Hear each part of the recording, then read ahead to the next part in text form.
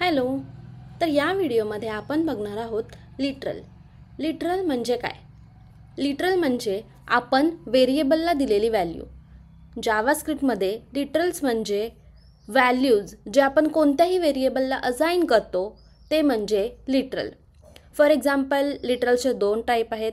Basic literal ज्यामध्ये येतात integer, string, boolean, आणि ॲडव्हान्स लिटरल ज्यामध्ये येतात array, object etcetera. So let's take an example. मी इथे एक व्हेरिएबल घेते, let I D, value assign करते 101. सेकंड एक्झाम्पल आहे लेट नेम, व्हॅल्यू आहे रमेश. थर्ड एक्झाम्पल आहे boolean, let is student equal to false.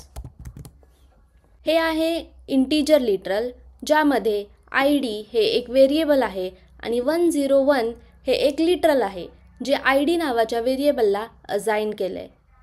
त्यानंतर हे आहे स्ट्रिंग टाईप ऑफ लिटरल ज्यामध्ये रमेश हे एक लिटरल आहे जे असाइन केलं आहे नेम नावाच्या व्हेरिएबलमध्ये.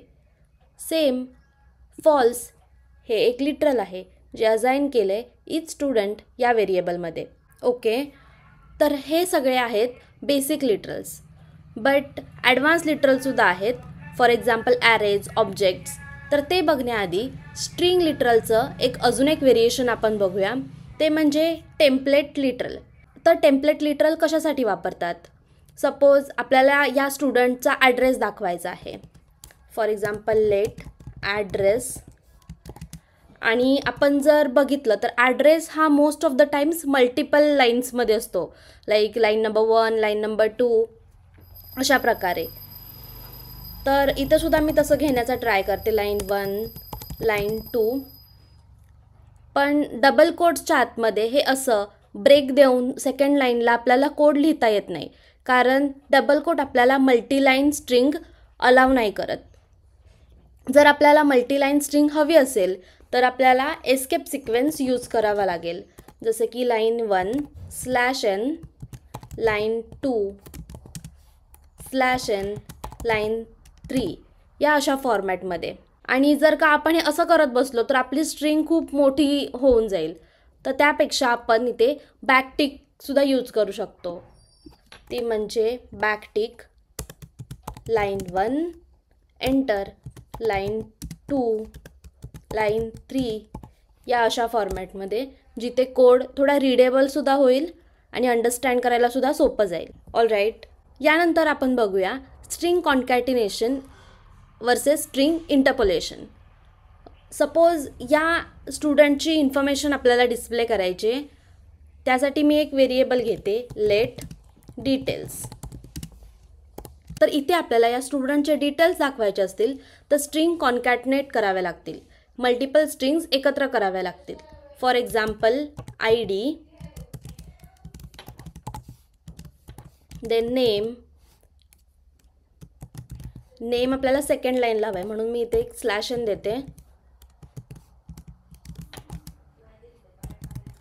या अशा पद्धतीने आपण स्ट्रिंग कॉन्कॅटिनेट करू शकतो. पण ही मेथड थोडी टफ आहे. ॲज अ डेव्हलपर समजायला देखील अवघड आहे, टाईप करताना सुद्धा थोडं कन्फ्युजन होऊ शकतं, codes and all.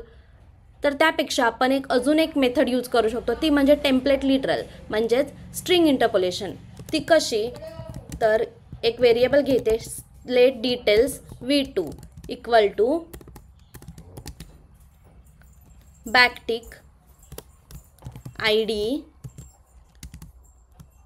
Dollar opening closing curly brackets I D, next line name dollar opening closing curly brackets. या फॉर्मॅटमध्ये आपण घेऊ शकतो. Let's console both the variables details and details v2. तर आपल्याला दोन्ही कन्सोल व्यवस्थित मिळत आहेत. फक्त डिफरन्स इतका आहे की कोड लिहिताना इझी कोणता आहे आणि कोणतं टफ. तर याला बोलतात स्ट्रिंग इंटरपोलेशन, जे ॲज अ डेव्हलपर आपला कोड थोडा सोपा करून देतो. यानंतर आपण बघूयात ॲडव्हान्स लिटरल. तर त्यासाठी मी एक ॲरे घेते. ॲडव्हान्स लिटरलमध्ये मी जसं सांगितलं ॲरे आणि ऑब्जेक्ट येतात. तर एक ॲरे डिफाईन करूया. Let ARR equal to normal values घेते 10, 20, 30. हा एक इंटिजर टाईप ऑफ ॲरे आहे ज्यामध्ये मी 3 व्हॅल्यूज घेतल्या 10, 20 आणि 30. तर या एक्झाम्पलमध्ये हा ॲरे आहे आपला लिटरल आणि ARR आहे आपलं व्हेरिएबल. तर ॲरे म्हणजे काय, स्ट्रिंग इंटरपोलेशन म्हणजे काय, हे सगळं आपण अपकमिंग लेक्चर्समध्ये इन डिटेल बघणार आहोत.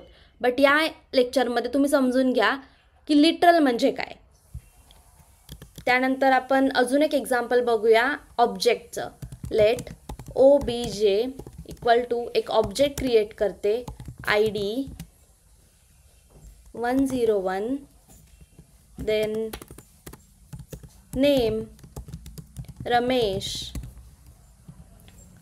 आणि मी याला कन्सोल करते. तर आपल्याला कन्सोलमध्ये एक ऑब्जेक्ट मिळेल.